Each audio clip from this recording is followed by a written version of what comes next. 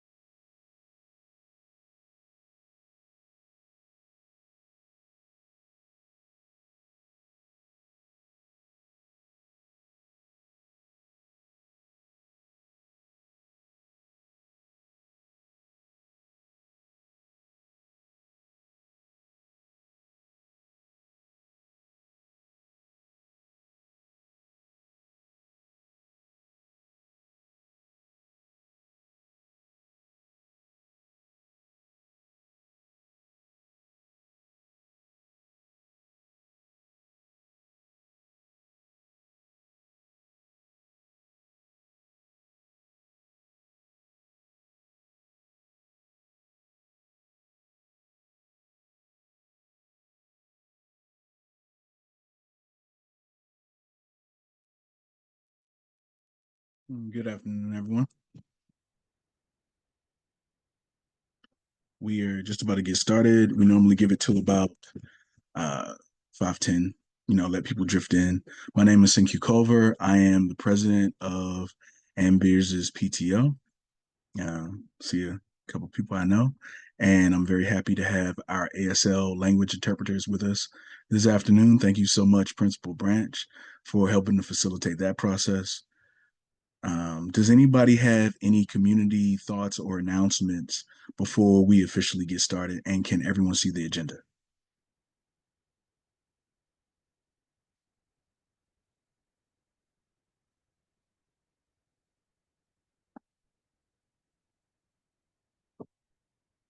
Okay. So, like I said, we're going to give it a few more minutes. Thank you, Principal Grants, for the thumbs up. To let folks drift in, get started right at like 5:10, and then we'll go from there. And if there are any announcements in the interim, please feel free to go ahead and just go ahead and unmute yourself and share your thoughts.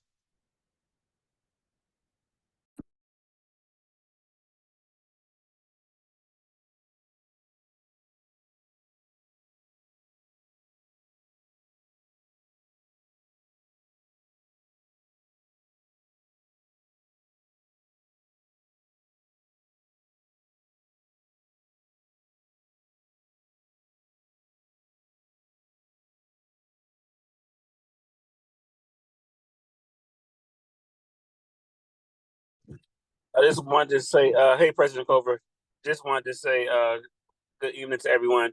And Cover, I just want you to know that we should be able to have an ASL interpreter the rest of the way.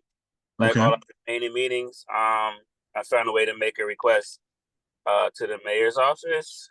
As long as we get them in, we can take care of every month. I just need to send the actual link, and we should be good. Okay, that's awesome. I think we'll have that worked out going forward. Yes, sir. Yeah, And thank you to our ASL interpreters for support tonight. absolutely.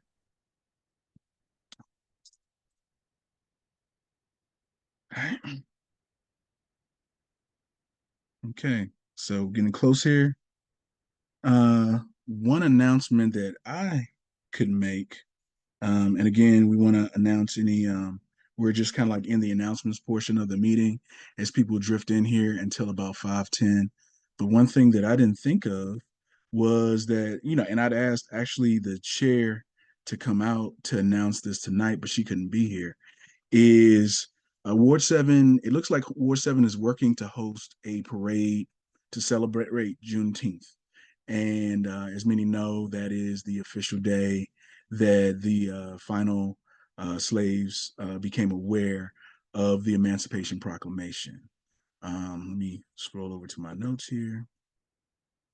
So currently, actually, there is a Ward 7 Juneteenth Parade Committee. They're currently working to pull together logistics and permits, as well as other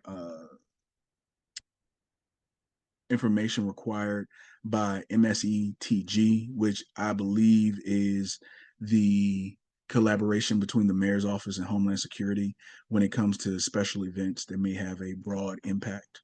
I know the parade was initially slated to go down Pennsylvania Avenue, but someone in Homeland Security thought that that may be a challenge because it's a main thoroughfare. And so I now believe that the parade may be proceeding either up Alabama Avenue or Branch Avenue. Um, the parade committee has been working on this since last year. All initial applications are in. There's a meeting on March 5th with MSETG. Again, that's kind of like the intersection of the mayor's office and Homeland Security for special events in DC. Um, I think I once tried to look up the acronym, and it just took me to Homeland Security's page uh, for DC. I didn't actually get the definition of the acronym. One way that local residents can participate is, signing up to volunteer. They actually wrote me in to be participation committee chair. So I need to do a list of dignitaries. Right now, we're considering all the members of the council, Congressional Black Caucus, so on and so forth. Um, our fiscal agent is Marshall Heights Community Development Organization. And there's a lot more information here to go over, but the best thing to do would be to go over to Ward 7, jpc.com. You see if I can uh, copy and paste that into the the comments here. And as many folks know, Earl Williams has always been a major supporter of Ambier School. Uh, for those who don't know, he donated most, if not, well, a large portion of all of the artwork for last year's Art Live fundraiser, which we're going to actually be talking about tonight. Helped us get a major donation. Uh, uh, I think it was around $50,000 when we initially started the Art Live silent auction. So he's always been a huge community supporter of Van Beers. Um, was the husband of Karen Williams and the former president of the Federation of Citizens Associations for all of DC. So good guy, and he is the quote unquote visionary behind the Juneteenth parade. Gee.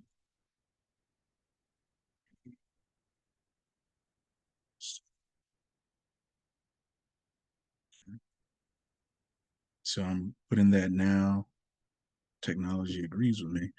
Put that into the chat so that folks can go check that out. Are there any other announcements or thoughts or requests that folks want to share before we get started?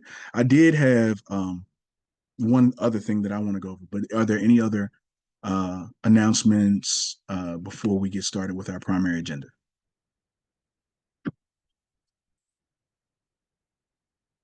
Okay.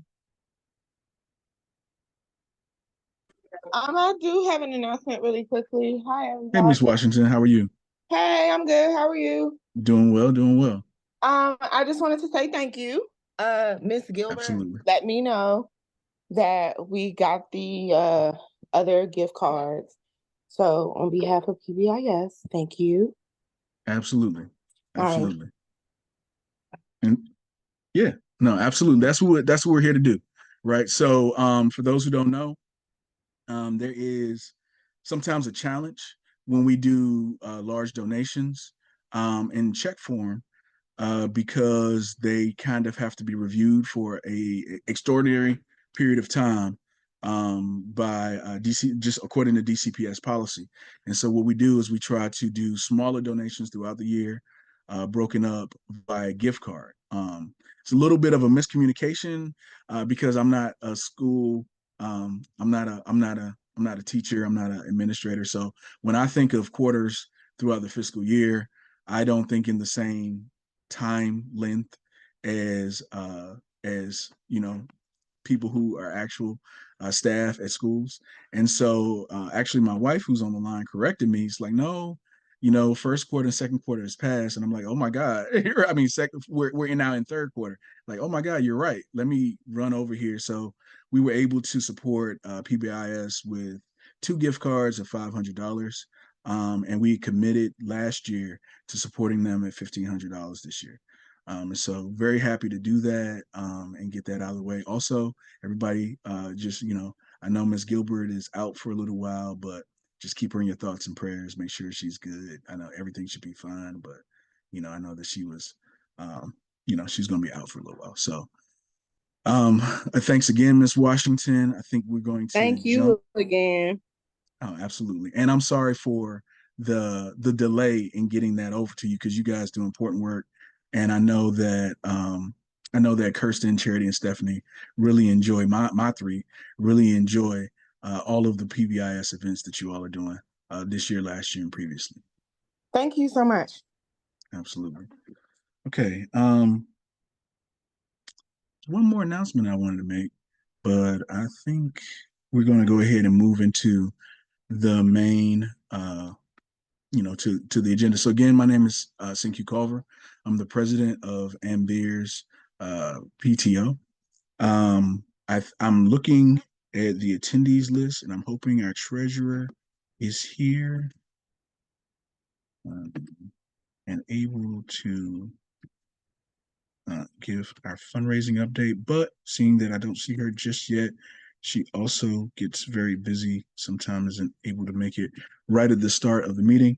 So I'll say that for those, and this is right in line with last month's funding balance, minus $1,000 for the gift cards and $15, I think, for the fees for those gift cards. Our current balance is $12,207.78. We're looking to always kind of like maintain our uh, debt floor, if you will, of around $10,000, so that we make sure we have a little cushion for next year, depending on what happens, and so that we can fund the Art Live event. And so this is a perfect transition. If there's any questions about our treasury balance or funds or fundraising, you can go ahead and raise them now. Otherwise, I'm going to turn it over to our fundraising committee chair and our vice president, Ms. Bianca Phillips.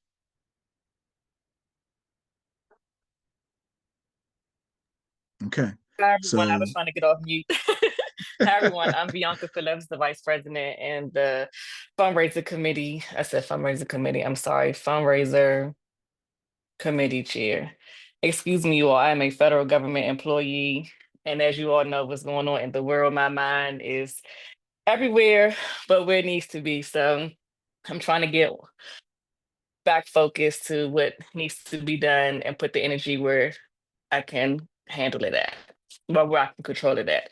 Um, for those who know and for those who don't know, Art Live is a big fundraiser with Ann Beers that actually funds half of our events that we have um, for the school. Delia Perry, who was our former vice president, current fifth grade parent, is the creator. Um, of this event. And this is will be my first year manning it as the lead. Since she has a new position, she's not able to, balance the two, which is fine. So it's going to work out. Just to give you all just a quick background about it, it's not just an event, it's a tradition. This is the time that we have live art performances. Even one of our AMBIS parents comes out and creates live artwork, and then we auction it off. We have students come out to with different showcases, whether it's the cheerleaders performing or Mrs. Wilson's art students creating different pieces um, to auction off. What else do we have? And then we also just have one of a kind art pieces there. It's truly a great vibe where we have different members from the community to come out, along with parents and teachers, and just have a great time and just raise money for the school. Last year we raised $10,000. Hopefully this year we can raise $15,000. I'm currently looking for volunteers for the Art Live committee. Last year, we had Miss Thayer, Ms. Gilbert, and Mrs. Wilson. Hopefully, they're available to assist. I know that Miss Gilbert is out, but sorry to put you all on blast. But hopefully, you all are able to assist this year. You were truly appreciated last year, and I hope that you all can come out and help out this year. We normally host this event in, sorry, that's my dog walking around. We normally host this event in April, no, in May, the first Friday in May. First Friday in May or first Saturday in May, either or, depending on the availability of the venue. We're still working on the logistics right now. So we should be able to circle back within about 2 weeks to at least send out a save the date to get the ball rolling with that. Let me see if Miss Thayer is online. Miss Thayer is online. Miss Thayer, do you want to chime in and just give your feedback on Art Live? Sorry to put you on blast since Delia isn't on. Yeah, no, it's always been a great event with big community turnout, and it's always fun to see people gather outside of a school setting also. So it's just like a fun time that kids or that the adults of beers can just be adults of beers and gather together and raise some money, which is always fun and great for the school. Yes, so again, if there's any parents or teachers that are interested, please, please, please reach out to me. You can send me your information in the chat and I will reach out All volunteers are needed, whether it's for setup, breakdown, donating art, all hands on. We really appreciate it. If you have any questions, you can ask me now. Hopefully I'm able to answer them for you or someone else can.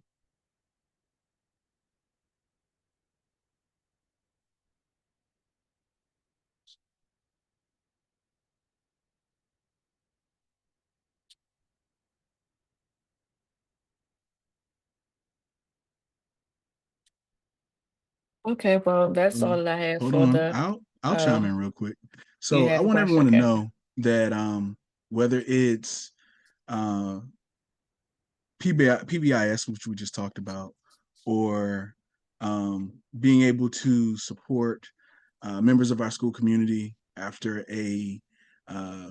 after a critical event, whether it's a fire or some other event, or when we want to do Winterfest, when we want to give away, do prizes and giveaways. Summer events that we've had in the past, like, Screen on the Green or the pizza party over at Hillcrest Rec Center, Water Park, so on and so forth.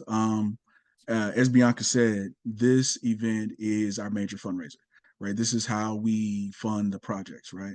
As many folks know, we've been trying to figure out how to get an endowment started for the last few years. And Principal Branch and I met about that a few years ago. We've kicked around various ideas to get it started. But my goal for this year is actually fairly large. I know that there are a lot of changes going on in our country, and not all of those changes are going to be things that we're happy about. But there are some things that are not going to change. And one of those is that there's always going to be like businesses who want to do business in Ward 7 and with our school community, with our students, with our families.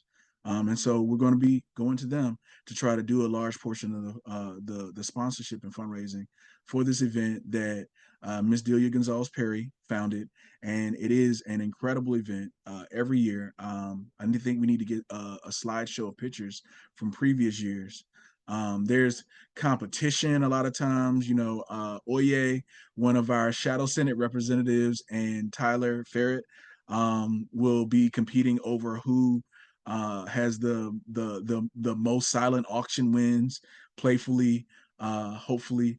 And there's always presentations. Like last year, I think our cheerleaders kicked off the event, and they did a great job, and parents came out for that. And then there's, like, when we say silent auction, we mean like I think one year there were Earth, Wind, and Fire tickets, and we did. So I think we, like last year, Sharon blocked the soccer tickets, and wouldn't let anybody else bid for a little while. I think we ended up winning that. And I know that former parent Jamila Hauser and I, like, we went back and forth to negotiate over a thing of artwork. So there's auction items for events around the city. There's auction items for art made that night, auction items for other art pieces that folks love to have in their home. It's not super expensive. It's not something that, where you can't win something if you want to. And we just like ask for everybody's support, right? And the team does a great job. I know Bianca does an incredible job of always being creative and hardworking. We try to double tap her as both VP of an event planner, triple tap, and the fundraising committee chair. And so she's always putting in her best effort. And so we really want to support this effort this year. And I hope that everyone will like consider supporting in some way, whether it's just attending, volunteering, donating, so on and so forth, right? But we want to keep this top of mind. I don't think I gave you the ability to share your screen, Bianca, my bad, but I will go ahead and share the Art Live, if I can find it, the Art Live logo real quick. And we want to put some energy. We really want to put some energy around this because, this is how we supplement everything that we do at Beers. So let me get that.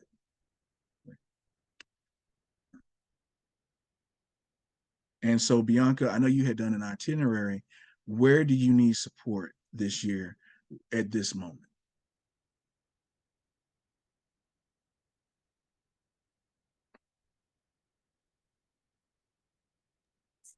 Okay, so the areas that I would need support um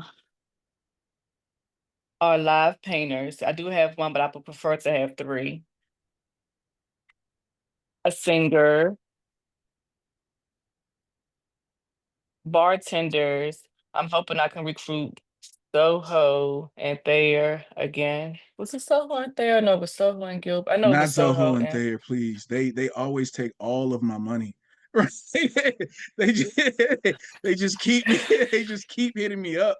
Every like, nah, I'm just playing. They're awesome. They're incredible. yes.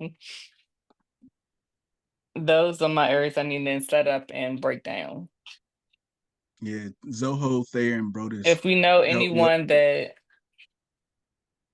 Yeah, if we know anyone that can donate any artwork, or even if you have artwork in your home that you no longer want anymore, please, that would be helpful to donate. So those are my areas that I need assistance in. Okay. I have All the right. PTO backing me up, of course, but if we can have more hands on deck, the easier, the better. It'll be a smoother transition for a setup and breakdown and during the event. Mm-hmm. And so we already so just to give people like a brief on what we've already done, we already reached out to Anacostia Museum again, and they're going to follow up with you and me soon, just so that we know what the venue, location, and time is. And that's where you want to go back this year.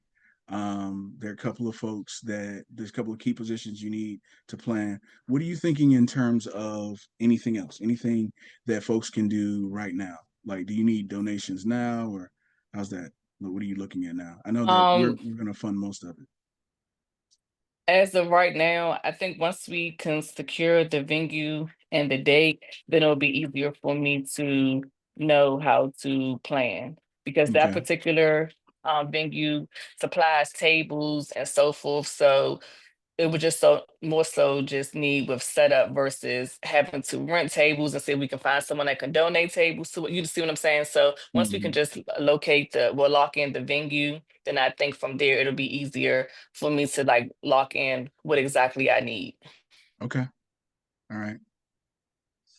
And Okay. then doing another walkthrough. So All right. yes. And then, are there any other thoughts, comments, Principal Branch? You have anything we need to keep in mind?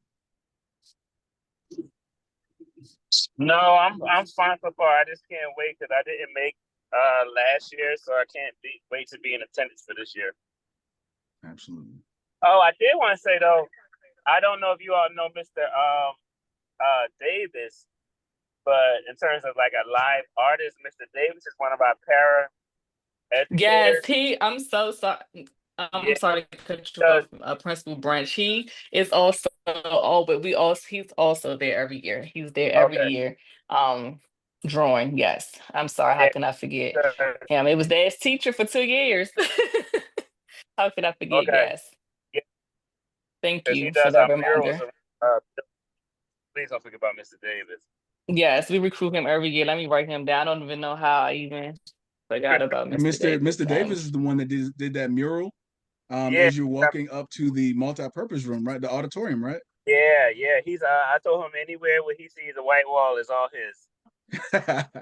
You've got a cheat code. You got a world-class artist on staff. Okay. All right. Any other thoughts? Okay, so Bianca, if you could put the email address where you want people to contact you in the chat, please. I'll do That would that be now. great. Okay. And we're going to move on. Let me just go ahead and switch. Sharing on the screen.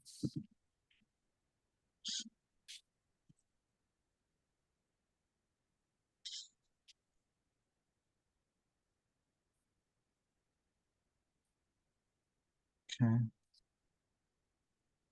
And so I got that up. Minimize this. Okay. All right. So our next point of discussion will be advocacy committee's update and discussion. Let me look through my list of attendees real quick. Looking for Mr. Madam or Master Lane to as the co-chairs for that committee to present real quick. Let's see where we are.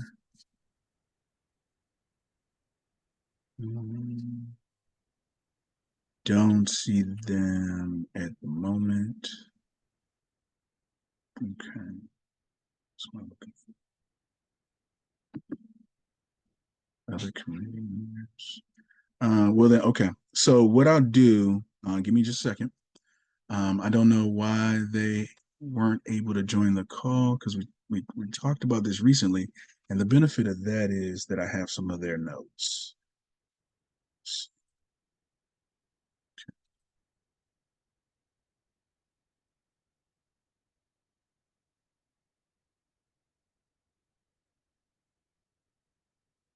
Okay. So our advocacy committee co-chairs are Ambrose and Nora Lane. We've been a family that's been with the Ambeers community for about 6 years. Some of you all may know Ambrose as the founder of the DC Health Alliance Network. Does a lot of work around um, uh, combating causes of disease in communities east of the river and DC wide. Public health advocate, has great relationships with most of the medical care organizations and MCOs in DC. And then he was integral in the work around the opioid epidemic in DC. Got the mayor's office, I believe, to announce the opioid epidemic as a public health emergency and designate funds in that direction. I don't know for how long Nora has been doing this work, but she has always worked in addiction and recovery and prevention. Ever since me and Ambrose and Nora were over at Marshall Heights Community Development Organization. Ambrose, as I believe he was the vice president at the time, and I was the director of communications and marketing. At the time, we were trying to get Marshall Heights back in the black, and we were successful in doing so. And even then, everyone knew Nora, well, Dr. Nora Green at the time, because they met there for the work that she does. And so they're incredibly strong advocates. They know all members of the council. And, you know, do a great job in just organizing advocacy. So I'm saddened that they couldn't be here with us tonight, but I know that that I have some of their notes, and so I'll just read through it really quickly. The core of the advocacy committee's mission is to ensure adequate funding for Ambeers Elementary by proactively engaging in DC budget discussions and with members of the council and District of Columbia Public Schools Central Office. We want to mobilize parents to advocate for our students, teachers, community needs, and desires.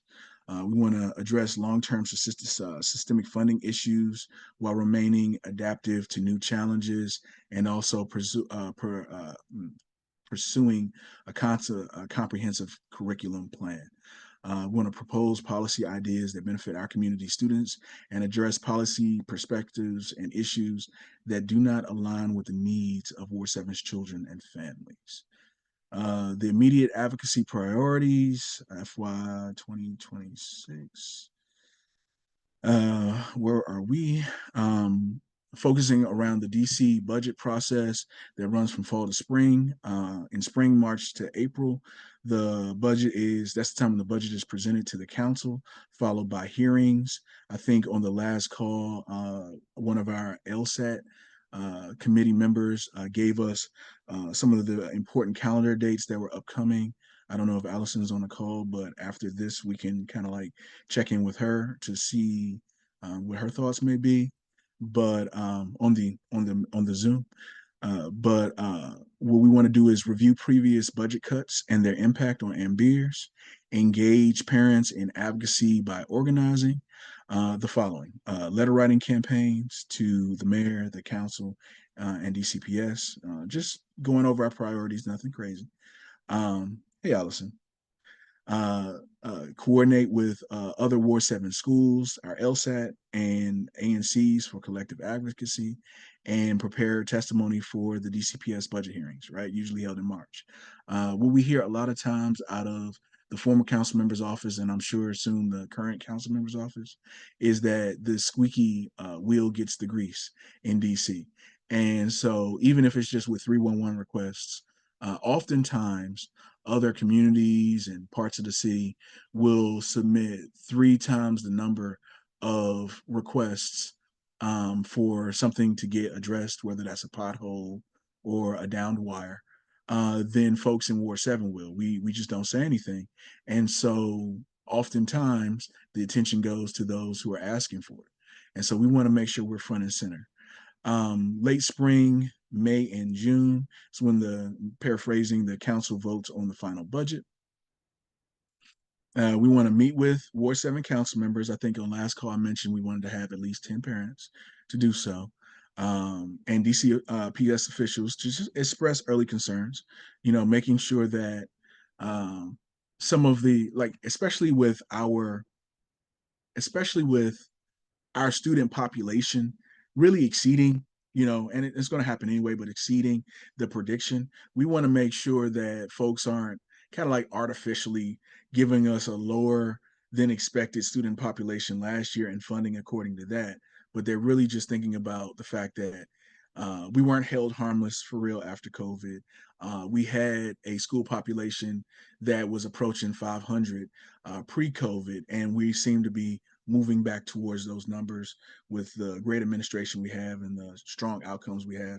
Remember, we are, according to U.S. News and World Report, top third of the city in terms of all schools, especially DCPS schools, and top east of the river. Our school performs #1 east of the river, according to the U.S. News and World Report. So we can expect that the folks that are aware of that are looking for a place in Ward 7 to send their student, or in the Ambeers boundary, are going to be looking at Ambeers as a great school to go to, and we would agree with them, right? So we want to push for specific line items in the budget to protect Ambeers' funding. Really with the input of our principal and our LSAT there, especially, attend and testify at budget hearings with prepared statements. Not everybody even has to testify, because you can testify as a group, and just monitor the final votes on the budget and follow up with DCPS and DC officials. So I know that is, I didn't want to steal their thunder or whatever, but that is kind of where we are with the Budget and Advocacy Committee. And I am hoping that folks that want to participate, even if that's just like volunteering to help parents write testimonies or anything of that nature, they'll email us at nbeerspto, one word, at gmail.com, so that we can get the support that we need to really protect our schools' interests, as we have to, because there are a lot of PTOs advocating for the same, DC General Education Fund dollars this year, especially with the broad cuts from last year, 5% for over 60 schools. So, Allison, did you want to chime in? I didn't look at the chat real quick. Oh, you said you're here. And Yep, sorry, can you hear me? we can hear you. Okay, let me see. Sorry, I just had to reinstall the app. Can you see me? Okay, well, good evening, everyone. So I'm Allison. I'm Elise and Zora's mom. Zora's in first grade, Elise in fifth grade. So I was actually at the DCPS performance oversight hearing today. So I'll share just a couple of observations I think are worth passing along as we go into budget season. So first, there's a lot of concern about what budgets are going to look like, given what's been happening with the U.S. Department of Education. So we need to be prepared to advocate for beers, but we may really need to be prepared to also just make sure the city, as we have to make decisions about how to use funds, that education period is a priority. So that's one thing I'll flag. And then also In terms of the hearings that are coming up, the budget hearing, the council hearing on the DCPS budget is really the prime opportunity to advocate and like really be heard. However, last year there were 400 plus people who signed up because it's also the hearing for OSSI and I think one of the other education agencies. And even at the performance oversight hearing today, there were 114 people who signed up. So all to say, as soon as you see anything about the DCPS budget hearing being announced, please sign up. It's better to sign up and then decide, figure out if you can't go later. But also because the hearing has become so overwhelmingly large, I will recommend that we may really want to focus on an email campaign targeting council members to really get some attention, because I just don't know how anybody reasonably can really pay attention to the details of issues when 450 people sign up for a hearing. So I'll pause there or I'll stop there and just, looking forward to, and I'll be keeping an eye out for Ambrose and Nura and everyone so that we can support. And also the LSAT, we meet next Tuesday. So we'll try to keep in touch with folks about what we're seeing and hearing as well. Absolutely. Thank you. Are there any other thoughts, questions, sentiments folks want to share around that? I know that the saturation with the council meetings can be a bit discouraging, but we can do a form letter and send out emails. And for teachers and staff, I know that this is always a bit of a touchy issue, but we can also just use any help that you can provide in terms of just pass along the message that we want to advocate for our school budget. Like this is going to be, another situation where, like I said, the squeakiest wheels are going to get the grease, and we have to show up and basically make the ask.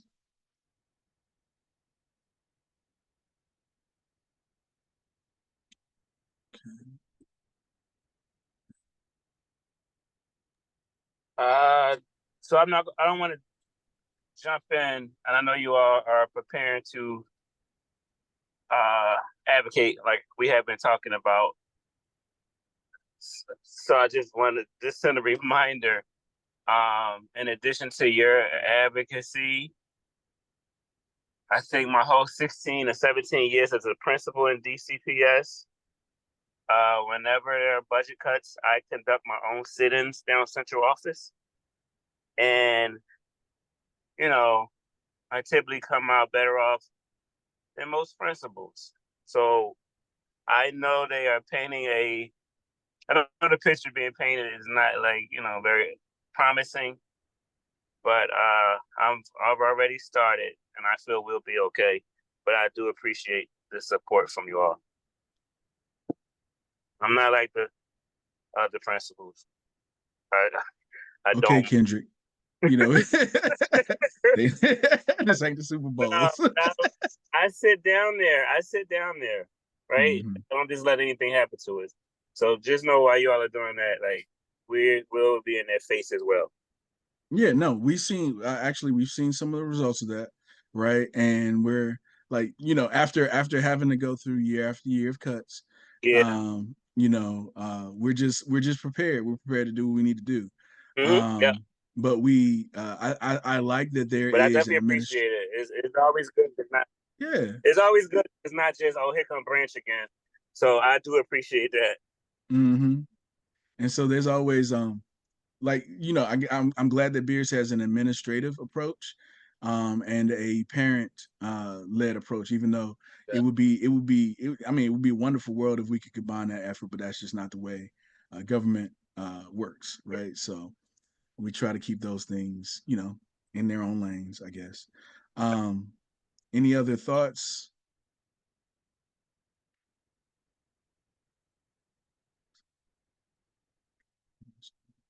Okay. All right.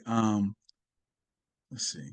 I actually want to ask a couple of people on the call directly, but I'm not going to shout them out. What I will say is that I know that our school has we uniquely benefit from a lot of people with advocacy experience, whether that's parent leaders, for PAVE or folks who have done advocacy for years and years and years and years and years, right? And I just want to make sure that we're all pooling our efforts collectively as parents, and aligning those in parallel, because as Allison shared, we may need to make a little bit of an extra effort this year. I know that Principal Ranch has got us. And the image of him doing the sit-in down at DCPS is both inspiring and a bit humorous, because I know he's serious about that. Just sitting there. And so, but we do need to make sure that we're prepared and that we do raise the interests of our students. And that's what we're all here for tonight, just like looking out for our students, making sure we do what we need to do. So I won't belabor that point. There is also survey that has been created. I know that Bianca, if you're still here, I know that you're leading that special ad hoc committee to respond to some of the stuff that was said online about Beer's IEP, which we all know is a concerned parent who loves their child, and maybe doesn't understand the process. So if you would, I'm just going to ask you to come back on and just kind of like share the current questions we have with the all of these wonderful attendees, and then we'll go from there.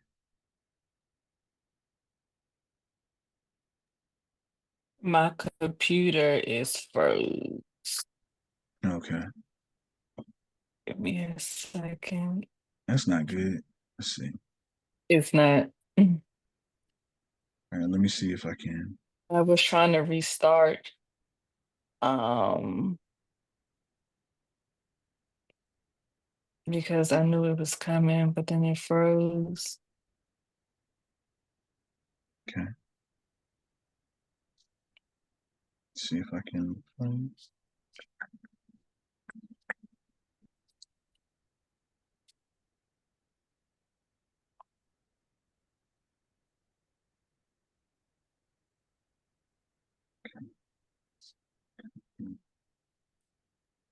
So what I'm gonna do is I think that I'm gonna email you I can I and can send myself, and the then I'll put the link in the chat.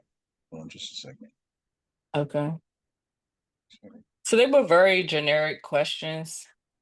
On the survey. If I can remember off the top of my head, I know it was just basically asking your role to your child, of course. Are they on the IEP or 504 plan? Um, like how would you rate the schools like overall IEP program? I'm sorry, you all. No, so we It was know that asking this you, basic question, like, do you know about everybody, an IEP? So my Bianca's over at Homeland Security, and she has 52 lawyers that, so on paper she is supposed to be reporting to, but in actuality, a lot of times they report to her. She does emergency and crisis management and paralegal work, and she went through a really tough meeting earlier. Let's just say that, right? And there's a lot of uncertainty, right? So let's just raise her up and lift her up, right? Because I'm we're sorry, asking a you all. lot. Yes, that 1:30 meeting was very critical. Okay.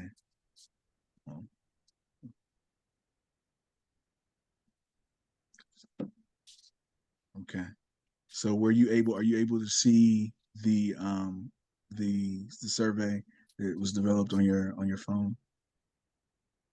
I think you should have it in your email, the link in your email now. And I have I'm not putting up my seen, email. yeah, I haven't had a chance to look through the survey yet, so I want to make sure that you guys, are able to share the work, and that that Yes, people knows that. I have the survey right here, the link. Um, oh, I was right on, everyone. So I'm happy about that. Some of the questions that I did share is on the survey. So I'm happy about that. Okay, so there are not 10 questions, very generic. The first one is, what is your role, parent or staff?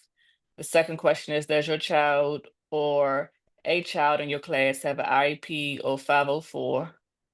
The third question, if you answer yes to the previous question, have you familiarized yourself with that child's IEP or 504 anytime other than the IEP or 504's annual renewal or testing? The fourth question, how would you rate? I'm sorry.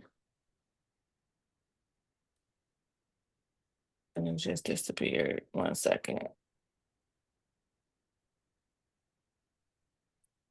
1 second. I'm sorry, you all. I can chime in because I have it up now. How would you rate No, the okay, I have it. okay. Okay. Number 4, how would you rate the overall quality of the IEP at our school? Number 5, are you aware of the process by which a student gets an IEP? Number 6, do you know how to refer a student for an IEP evaluation? Number 7, do you feel that IEPs are being effectively monitored and updated as needed? Number 8, how satisfied are you with the communication between school staff and parents regarding IEPs? Number 9, what resources or information would you find helpful to better understand SPED or IEPs? And the 10th question is, do you understand the difference between an IEP and a 504 plan? Yeah. And so, any thoughts, questions, or feedback? What we'll probably do is put this survey on a flyer, and with a QR code, and link, and allow. I know that we really took our time and made sure we were in line with standards here, and that we wanted to make sure that that we created a space where we can get feedback from parents, so that we can create a fact sheet, so that now and in the future, all of our parents kind of understand this process. And so, being as though we have so many practitioners here with us today, are there any thoughts or feedback on the questionnaires? Anything that needs to be added, taken away? What are your thoughts?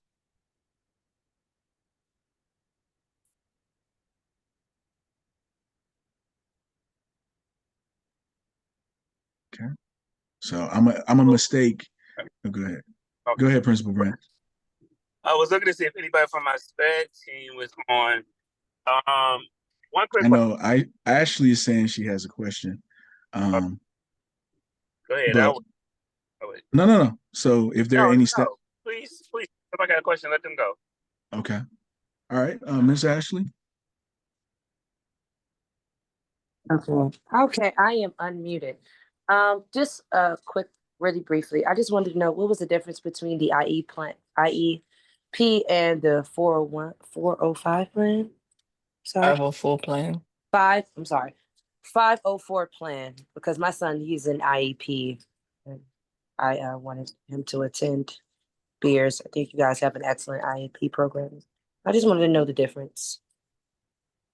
Let the staff members answer that. I know, Bianca, I know you could take that.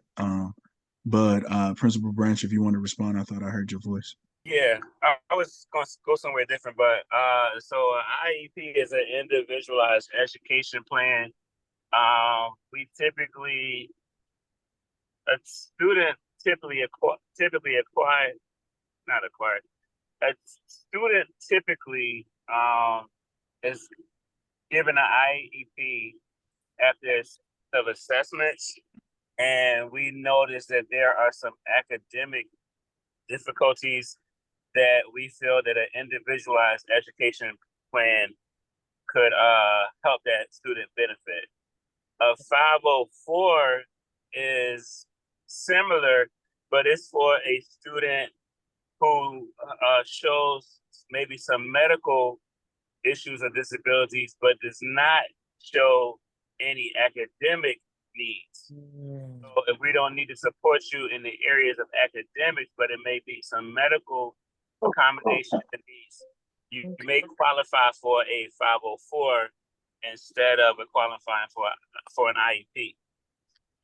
I hope y'all can still hear me. I want to say though, I do want to say, whoever's a 504 IEP, can y'all still hear me? Yeah, we can hear you. That's I my baby is upset because my family's coming in and she can't run to the door. So I'm gonna mute myself for the do want moment. to say, one of the things I'm always trying to do is remove the negative image that could sometimes come with an IEP or with a 504. To me, they're both documented pieces of legal paperwork that explains how you should support a child.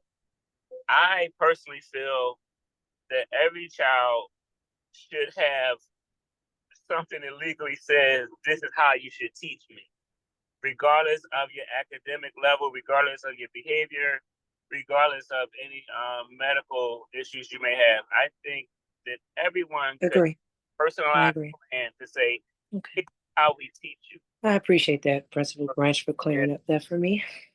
No problems. President Cover, I was going to ask, was the survey a part of, I guess, the issue we had earlier this year with the article about IEPs at Beers? And so, I'm in my office and the dog's kennel is here in the office. And so she gets to barking again. I apologize. And so absolutely. One of the things that was said in the article, and this was like interesting, is that the parent felt as if they had engaged with members of the Ambeers PTO around this issue. And none of our board members were aware of that engagement, right? I don't remember being contacted by the parent as the president. Our vice president wasn't contacted. And as many know, our vice president has a son who has an IEP and is a very active advocate in that regard. And so when we became aware of the situation in the article, the first thing we did, we stepped back. We're like, hold on, wait. Has anybody no one's contacted me?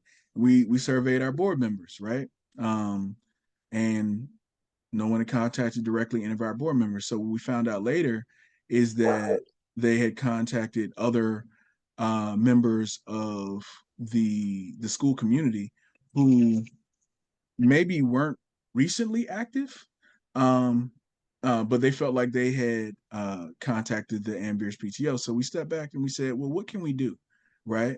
And we came up with a list of things that we could do to make sure that that we don't necessarily have that challenge again. One, make sure that parents know whether they want their child to have an IEP or don't want their child to have an IEP, what the process is. Like, what is the process for getting an IEP or a 504, right?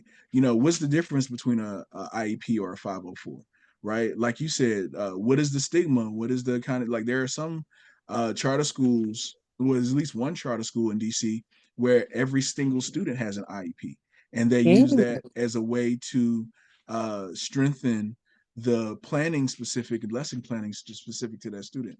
I know from my study that there are really like a permutation of something like 39 submodalities and learning styles, right? Like you have internal and external, visual, auditory, kinesthetic, primarily olfactory. And then you have, broad and narrow, right? And it gets to be a lot for teachers trying to help folks learn when in many cases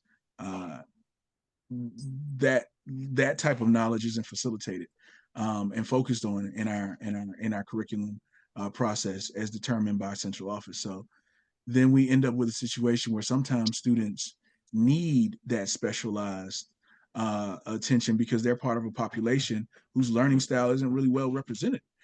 And so we really sat back. I tried to make sure all of my board members took this on, so I wouldn't like over intellectualize as I sometimes do. But we really came up with survey that I think is in the chat and on the screen, has questions that allow us to do what we want to do next. Well, let's develop a fact sheet, right? And let's develop a process where we facilitate and create a safe space for parents who either do or don't want to be a part of that program to sit down with each other, right, and talk amongst themselves and be supported by their peers and administration. And so this is the first step towards that, right? This is the first step, getting the information from my parents, then developing this fact sheet.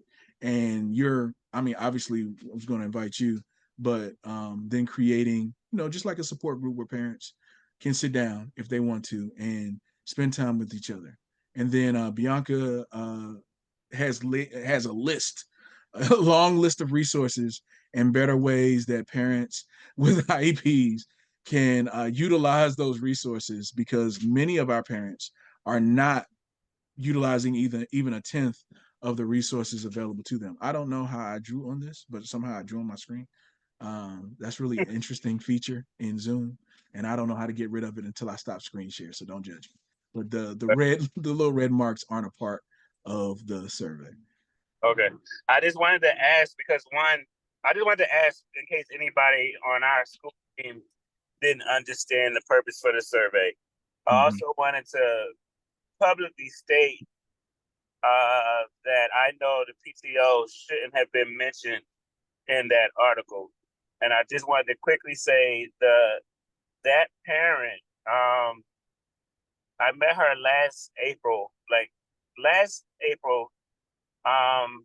She told me that she had been trying to get an IEP for her child for 3 years, and she was unsuccessful. She was very upset and things of that nature. So we had a conversation with her. She met with our team, and we took her through the steps. Like, she formally requested it to me in April. So we took her through the steps. School was coming towards an end. So I ended up in July having to work with what we call a summer team, which is not my typical staff. So in July, our summer team found her child not eligible. So before I met her, she went these 3 years and didn't have any success. Then I meet her, I get her set up. We started process in April, and July, it gets turned down. I had a conversation with her. I told her that I was going to have my team when everybody came back in September. I was going to find a way to overturn what the summer team did, and we was going to start the evaluation process again. I don't know if she really believed me or not. She went to the press and, shared her concerns and saying how long it took, and she wasn't getting anywhere, and she didn't have an IEP for her child. Regardless of what she wrote, we were able to get the summer team's decision overturned. My team came back in September and picked up everything and did new evaluations with fresh data. And her child did receive an IEP in November. So what she was trying to do for 3 years took about 6 months. She was very happy, but she did not go back to the press and, write a follow-up to say how thrilled she was and that everything is great. But we see her quite often. I just saw her the other day. She hugged me. So she is very happy. But even without the IEP, we were still supporting her child and supporting with it. The IEP is that document that is not just, but it makes sure educators do what they're supposed to do. That's why I said I think everybody should have one. It's just that we're going to do what we're supposed to do, regardless of a document telling us to do so. So that parent is very happy. I hope she takes the survey. I'm going to send her the link myself. Thank you, sir.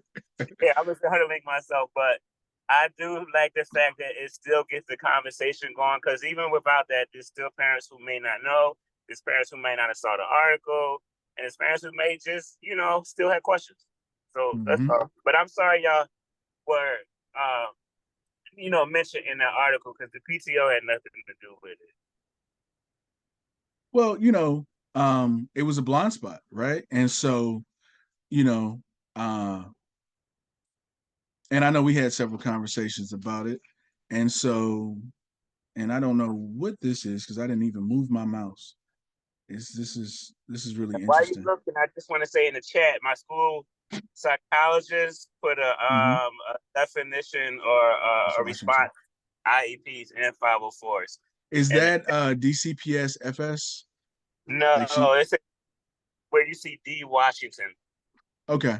So someone named DCPS with that's just basically the laptop name is trying to come off mute, and we're trying to figure that out now. And then I think that someone actually has the marker and is like drawing a little bit on the screen. So I'm gonna stop sharing. I don't know if everyone can see that or I'm just sharing that.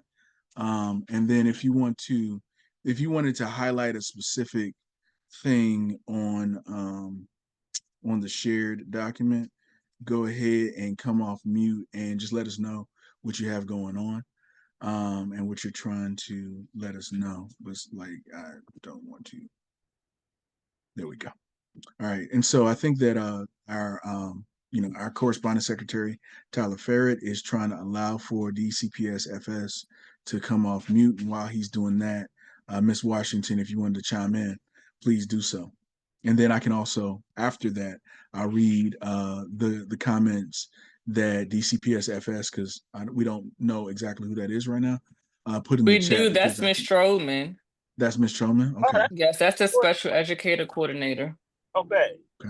So yeah, that's my special coordinator and my school psychologist. And Mr. Terry is on. He's our 504 coordinator. So actually, all the three experts in that field, fields are on the call. Learn from them and go. Okay. Well, one thing that, and I don't know if they were able to unmute Mercedes. I see your hand. You're next in the queue. That Miss Trollman said, because I didn't have anything. I don't know how you did that, Bianca. I can't come off mute, but the 504 plan can also support an individual throughout their life, and an IEP does not transfer into college, but can be used as a guide to provide accommodations via the Student Services Department at colleges or universities. I thought that was an important comment, actually, because the 504, being able to follow a person throughout life, I think is a decision-making like bifurcation point in terms of which one you need for your child to have. And I don't know everything about 504s and IEPs, but I'm loving learning more about that. It's not my area of expertise. Miss Washington or Mr. Terry, you want to chime in? Yeah, one thing I will say is, and I said it in the chat, but a lot of the times what ends up happening, because 504s can carry with you throughout adulthood. So by the time students get to the point of graduation, and like whether they're receiving a diploma and or a certificate, a lot of the times, as long as their difficulties aren't like so severe, majority of the time they get a 504 at that point. Can you guys hear Hey, me? Miss Trollman. So Miss Trollman I'm is. sorry if I interrupted someone when I came in. Yeah. Hold on just a second. Yeah, I'm sorry. Leave your phone off of mute. Yours is Miss Washington, and then Miss Mercedes, and then yourself in the queue right now. And so, yeah. All right. So Miss Washington is finishing up her comments, and then it's Mercedes, Miss Brooke, and then yourself. Yeah, I was just saying that the IEPs can turn into 504s by the end, when transitioning into college and on the job. And what happens is universities, they have a Title IX office in which students can go into those offices and take them like their 504 and receive the accommodations necessary to be a successful college student as well. So it's not so much as like well, if I get my kid a 504 now and not an IEP, then they'll have a 504 forever. Or if my kid needs an IEP now, but they don't, but I want them to have a 504 later. It's not like at this stage, the elementary stage, it's not a matter of for lack of better words, it's not a matter of wants. It's a matter of, what the child needs best at this point based off of, all the data and what comes to the table with that child and how their academics are being impacted inside the classroom based on the possibility of them having a disability and or them not having a disability. But yes, the 504 is super helpful when you're going to college. If y'all get a 504 today, you can even get accommodations on your job, because it's a part of the Rehabilitation Act, which is a federally mandated act. The year was, what was it, like 1970? It was 1973. So they put a federal mandate in place to protect individuals that have or need accommodations and that have disabilities as well too. So just wanted to put that out there.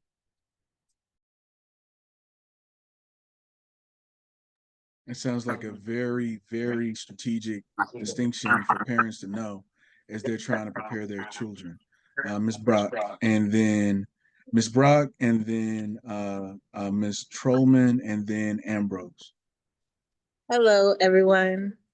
I just wanted to ask if my so my son is transferring schools because we're moving, but if the school I want him to go to says they might not be able to support his IEP plan, and I was wondering if he could probably do it at home because I'm an RBT, but I work from clients' homes, so I'm just not sure if he can do it from home, like his OT or his speech therapy from home if I go to his doctor. Like I'm not sure if that's available. That makes sense. Mm-hmm. So that's just what I was wondering. Miss Trollman, Miss Washington, y'all want to go ahead? So the first question I have is, why is the school saying that they can't implement the IEP? And then you have to, ask that question, why can't you implement the IEP? Is the child in a special, can y'all hear me? Yes, we can hear you. Oh, okay. Is the child in a specialized program where that school may not have that particular type of programming set up?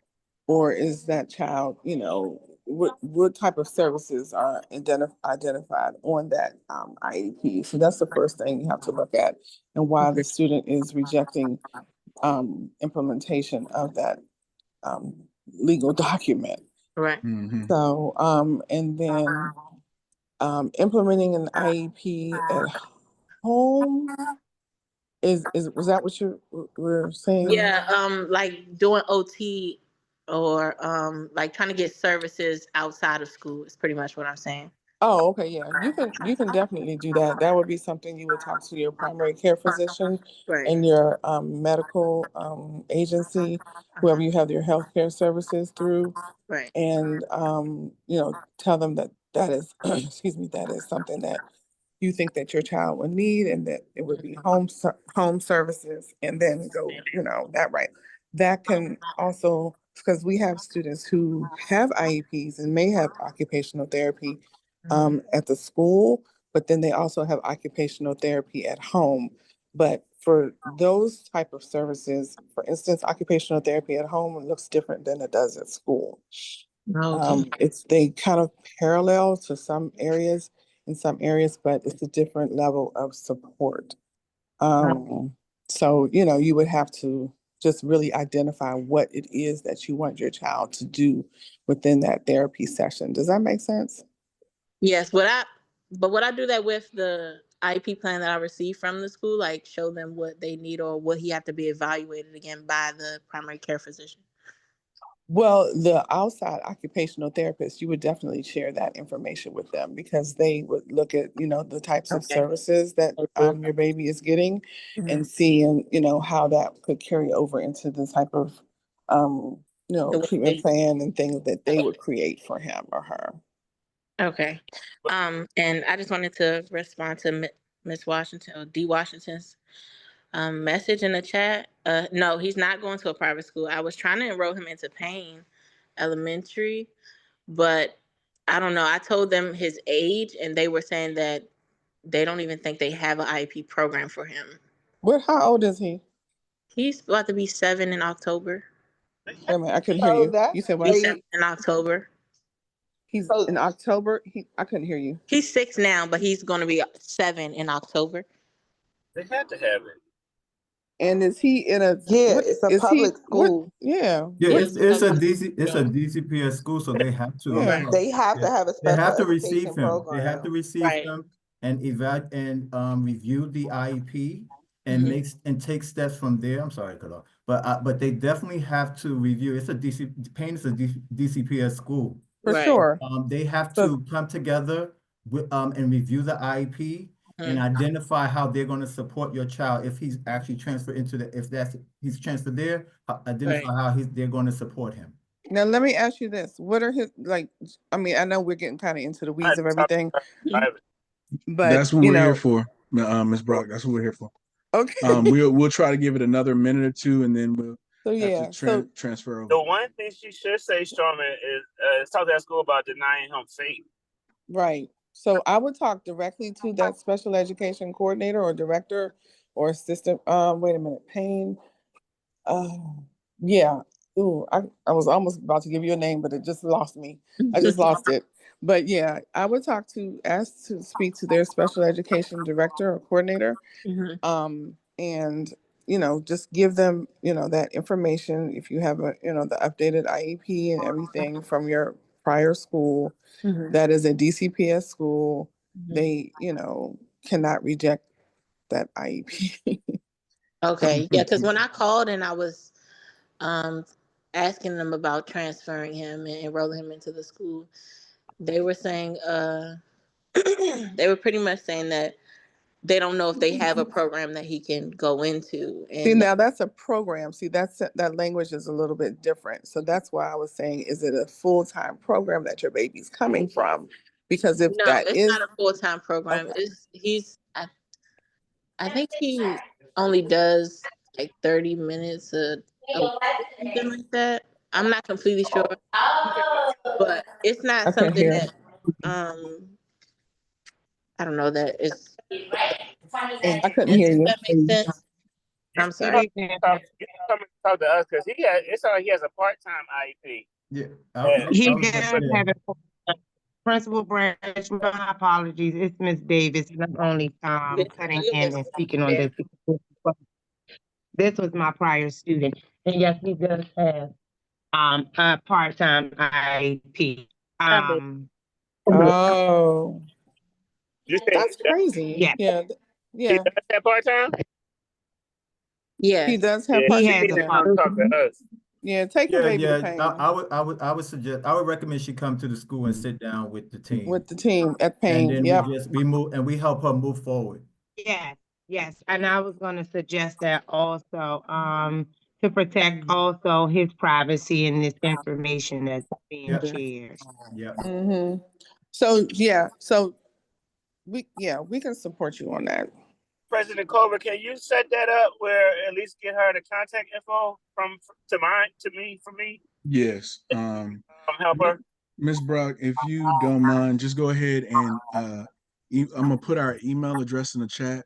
Just send a quick email, and then I will go ahead and just relay that to Principal Branch. President Culver, and also Chair Bianca, because this is the type of stuff we want to make sure happens. We want to make sure that we're doing what we can to facilitate the process. We've got an incredible team at Beers. And many people don't know that we have a fairly large IEP population, but that's not apparent just because of the way the team manages everything that needs to happen there. Ms. Davis does an incredible job, and a lot of our, all of our staff members do an incredible job. So just put the. I just wanted to add one thing in regards to the 504, especially the 504 accommodations for parents' knowledge. Please know that there is a yearly review of it. So as a parent, you always have that opportunity every year to sit down and review that document. if you see that the document, if you have questions about it, because the document, the IEP and the 504 is a parent school document. It's something that you all are, that we are creating together for the success of the student. So parents, please know you also have a say in the matter. Also, you can do amendments as well. So if you have that meeting and you leave and you're like, okay, I didn't, I still have some questions or I don't agree with this, you can always say, hey, reach out to the coordinator, the IP coordinator or the 504 coordinator and say, hey, in our meeting, I reviewed the next steps or the accommodations, and I would like to add, or I would like to edit this. And you can have an amendment to that document and come back to the table and discuss. Because again, this is a document that will follow your child into adulthood. So that's something that definitely should allow for the opportunity for review annually or whenever it's necessary. At parent, yeah, annually or at parent request, you can do that. Okay. This is amazing support. I really enjoying where we're going with the discussion tonight. Ms. Brock, our email address is in the chat, website's in the chat. Please, as Principal Branch requested, please send us a quick email and I'm gonna send that along to him so that he can make sure that the team sits down with you and gives you the best advice that any team could. Sad to be losing you and your son, but want to make sure that regardless that you're taken care of there. Thank you so much. I had sent the email. Okay. Now. And not taking shots at pain, but we love kids. So we will get whatever you need for the baby. Thank you so much. Thank you, guys. Me and you, Branch, same page, right? I'm gonna go ahead and transition now. I know our advocacy committee chair was able to join us now, had his hand up for a while. And so Ambrose, go ahead and chime in when you're ready. Okay, good evening, everybody. First, I have a question before I talk about the advocacy priorities, but we are seeing that this administration is trying to either alter or eliminate Title IX. Is there any possibility that that will have an effect on IEPs and 504s?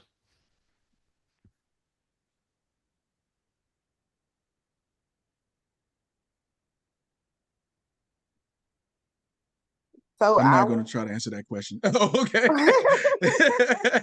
Right, we're just silent. So don't quote me.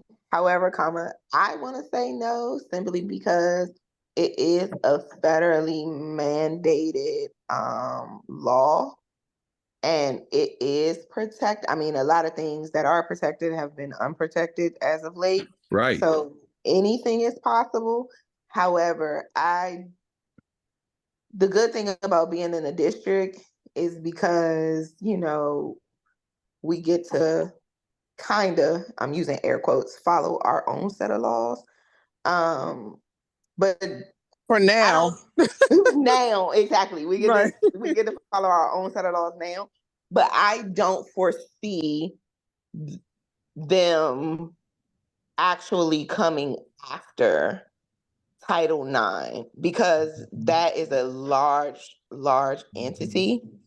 So I don't see it happening. I see this part being like special education being protected, 504s being protected, like just the American Disabilities Act in general being protected.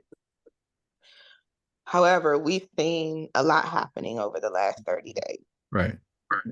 So that would be my answer. I would say no. I think we're fine. We're safe. Okay. I would agree, but be prepared for anything with the current administration. Right. I would say the same, but I would just think that on the side that we may not receive the additional resources that we may have been able to get prior to but I don't think it's going to move. I just don't think we'll probably be able to get like additional resources and stuff that, we were able to do in the past that Title IX allowed us to do. Having Title IX students, those additional resources allowed us to kind of get other additional resources and additional funding and stuff like that. I think that's where it'll sort of be, we'll just be limited in our resources. Okay. But because the children still have to be educated. Yeah. Well, I mean, eliminating the Department of Education is gonna And yep, significantly eliminating impact that. you're absolutely right. Eliminating that department will impact the funds coming additional funds that would support that. But yeah. That was that's from 72 as well. I think Nixon signed that into law. Okay. All right. Let me go into the advocacy priorities.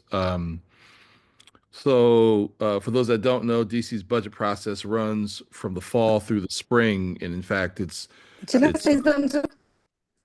I'm sorry. Your email addresses. Your email is showing on the screen. I just wanted to let you know.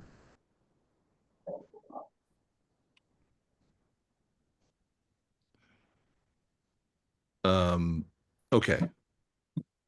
You are muted, Sinq.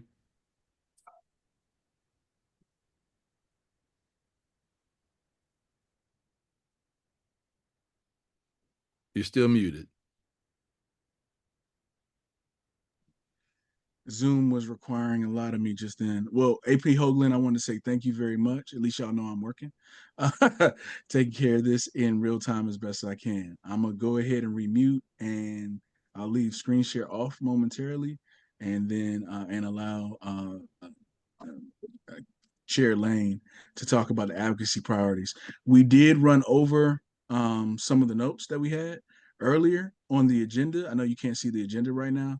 And so you don't necessarily need to go down into the weeds, but I would like you to, if you share your patented process for legislation advocacy days and anything else you want to share, just want to let you know that we did kind of like go over it a little earlier on the call, because I know you have a meeting tonight and we didn't see Nora, so we just touched on. Nora's on. She's okay.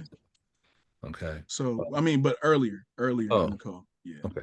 So let me go over these real quick then. For those that don't know, DC's budget process runs from fall through spring. It's going on right now. They're just wrapping up or they're getting ready to wrap up in about another week or so, the oversight hearings, and then there will be a slight break, and then they will begin setting up the budget hearings as soon as the mayor submits her budget. She will be submitting her budget, I think, within the first week of April. So the budget will be presented to the DC Council, as I said, first week of April. And what we will probably need to do is review the previous budget cuts and any impact that they have on AMBEERS, that they have had on AMBEERS. We also need to seriously look at engagement of the parents that are on this call and other parents in the advocacy, in terms of letter writing, in terms of coordinating with other Ward 7 schools and advisory neighborhood commissions for collective. Excuse me. I'm sorry.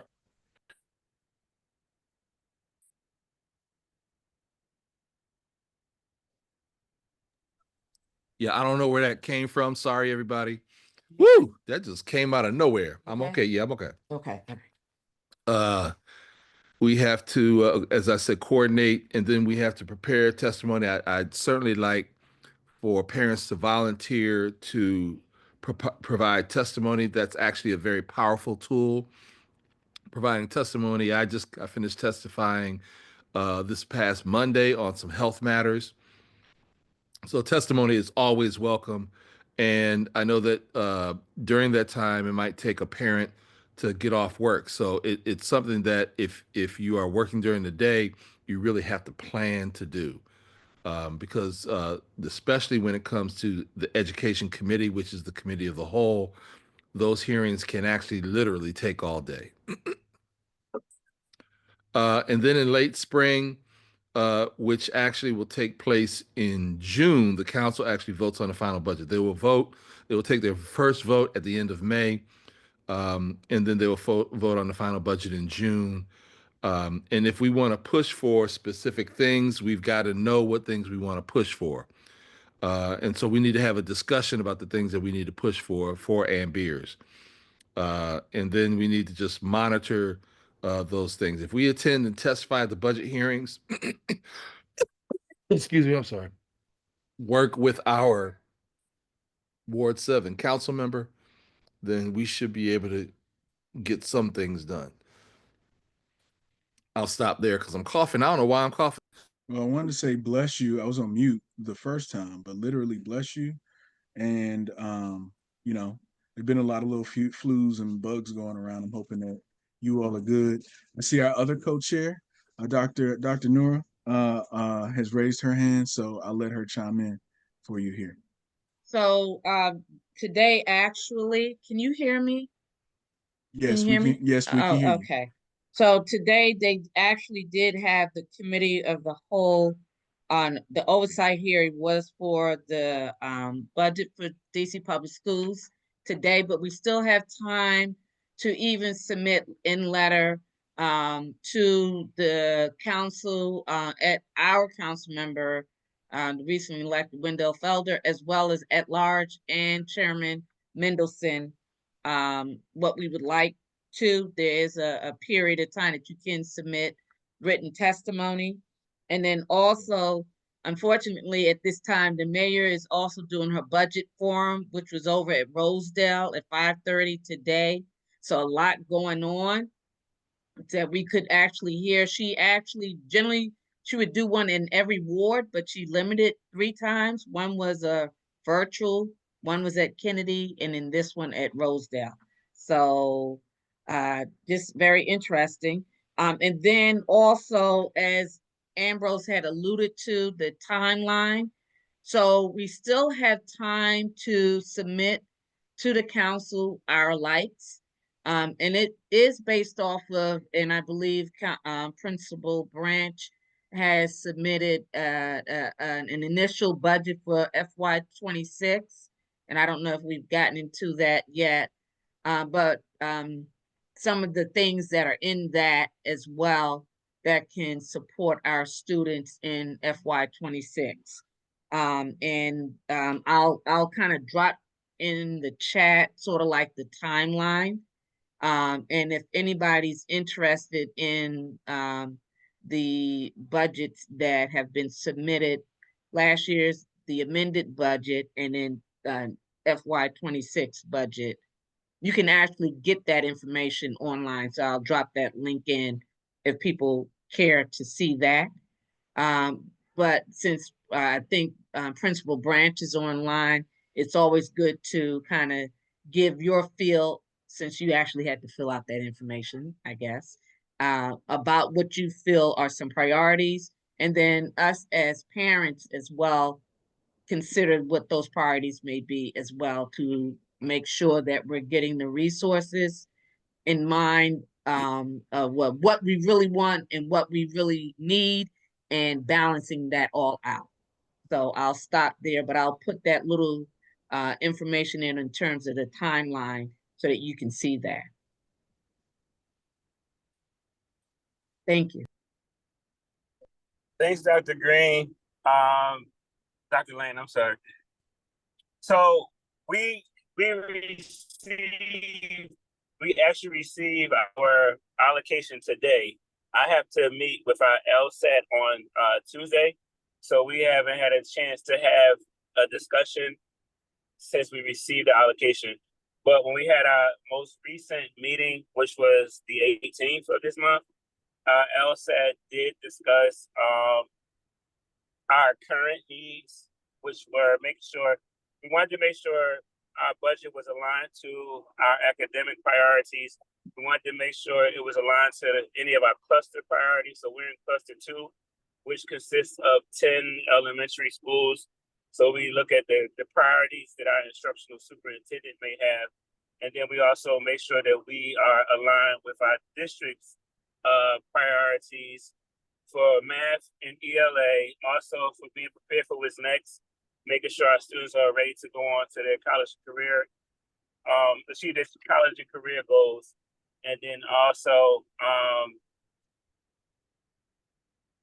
the other piece we looked at was also being connected to school. So we had a conversation in our LSAT about making sure that we had our SEL needs covered.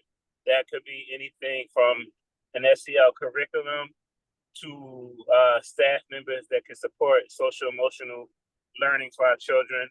We also continue to have conversations about the need for devices, specifically in K2. Our district has a one-to-one device allotment for students in grades 3 through 5, but in K2 we only get, not only, but there's one device to every 3 students. We try our best at Bears right now to make that one-to-one, because one device for every three students kind of slows us down when kindergarten through second graders are trying to log on to certain sites, log off to certain sites, and they only have, about 20 minutes to engage the site. So we're always trying to get additional devices. And then for ELA, we had a conversation about the importance of writing. Our district doesn't have a true writing curriculum, so that was something that we're very concerned about. Our students' ability to write in all different types of genres and be prepared for writing at the collegiate level.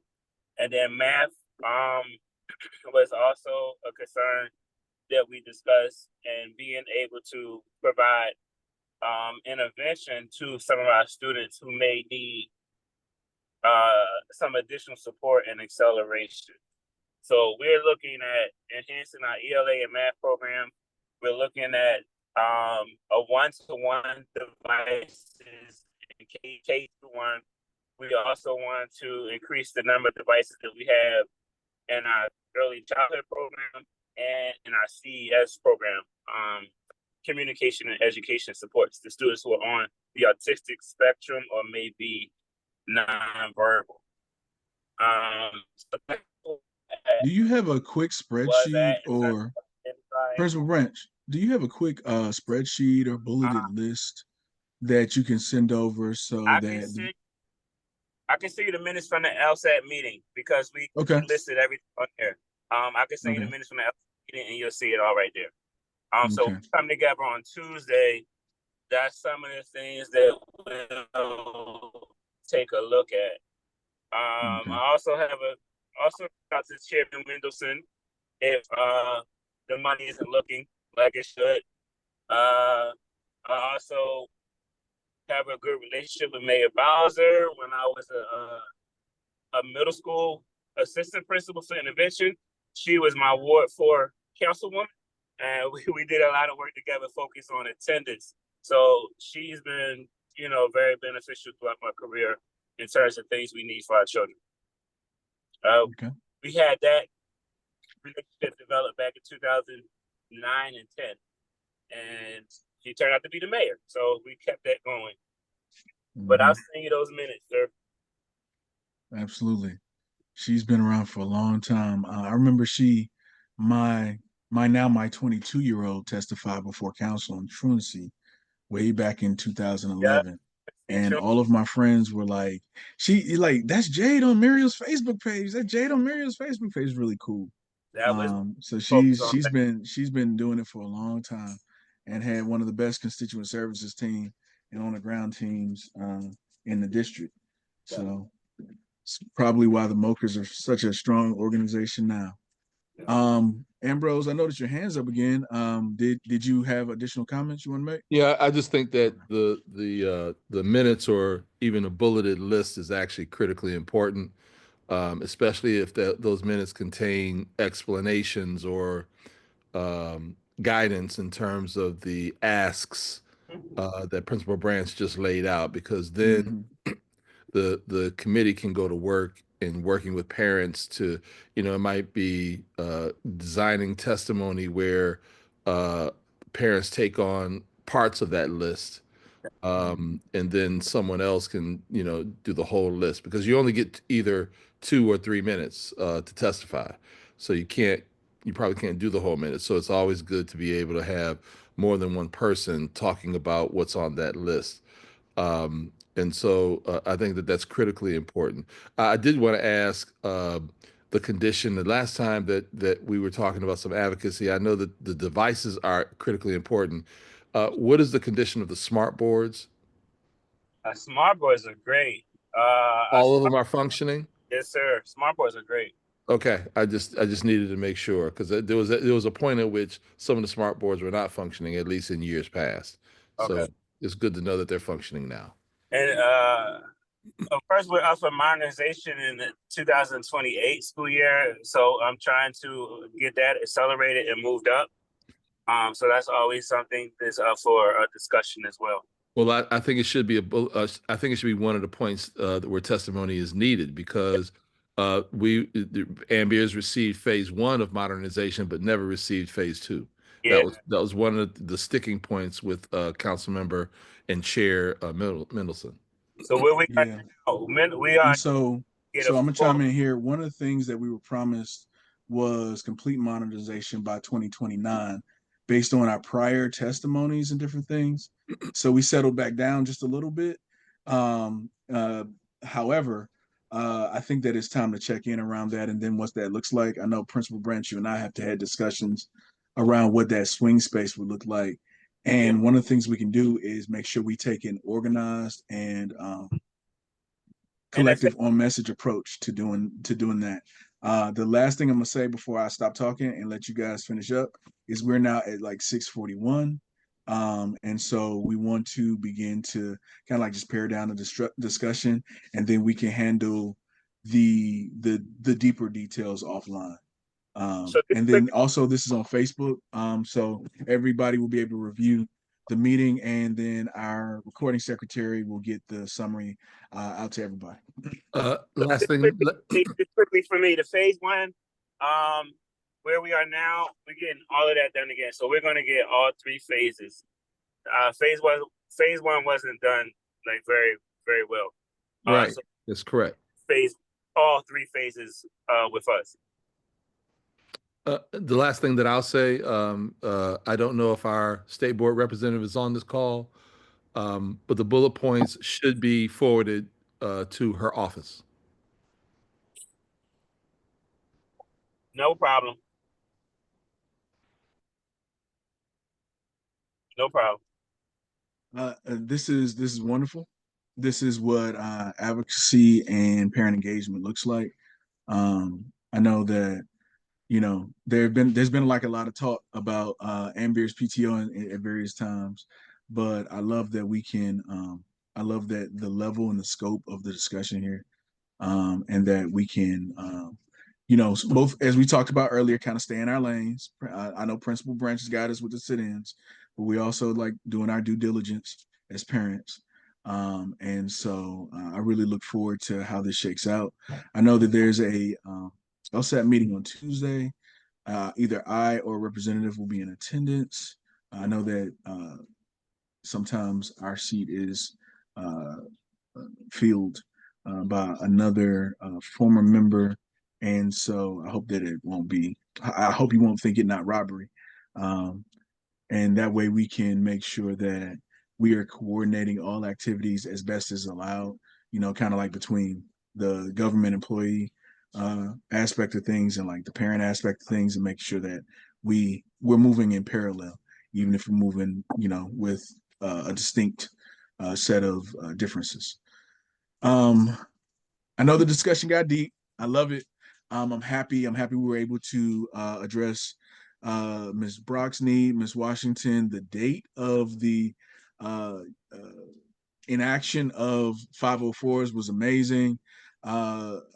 Bianca, the presentation on Art Live was incredible. We've covered a lot of ground tonight. Thank you so much, Nora and Ambrose, for everything that you're doing. We do want to support that effort.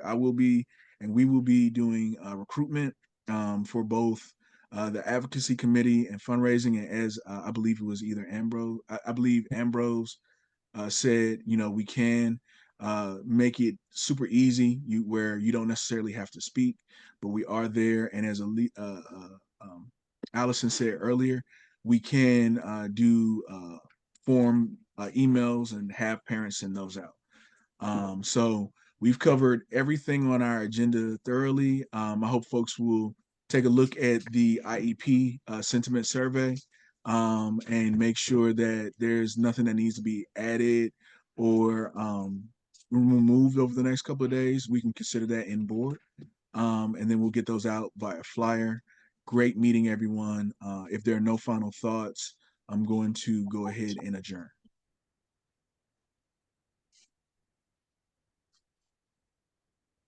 Okay. Thank you so. Oh, go ahead, Principal. No, I was saying thank you, and I'll get the minutes to you ASAP. Well, to the minutes ASAP. Very much appreciate you, sir. Very much appreciate all of our board members. Tyler, as always, silent and seamless. Bianca, multitasking to the max. Lane family, and even you know, our board members who weren't on the call tonight. Everybody's just working hard, and we really appreciate them. So I want to give them all the credit for how things are going. Miss Lydia, did you have anything you want to say? No, thank you. Okay. Well, I want to say good night, everybody.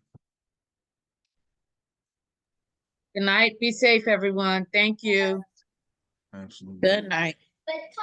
Night.